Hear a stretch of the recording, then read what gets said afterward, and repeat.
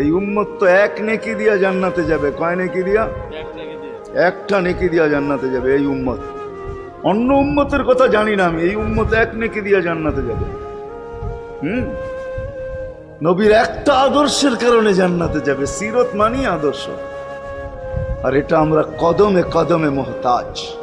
কেননা এই ছোট জীবনটা যদি গ্রহণযোগ্যতা পর্যন্ত পৌঁছাইতে হয় আল্লাহর কাছে, চাই নারী হই, চাই যুবক হই, চাই বৃদ্ধ হই, যেই মানুষই হই না কেন, যেখানেরই হই না কেন, যেই বাসারই হই না কেন, যেই বর্ণেরই হই না কেন, যেই পেশারই হই না কেন, যেই সোসাইটিরই হই না কেন, এই জীবনটাকে যদি গ্রহণযোগ্যতা পর্যন্ত পৌঁছাইতে হয় কার কাছে? দুনিয়া আলাদের কাছে না, মালিকের কাছে, যিনি এক ফোঁটা পানির থেকে অস্তিত্ব দিছেন, যার কাছে আবার আমাদেরকে ফিরা যেতে হবে।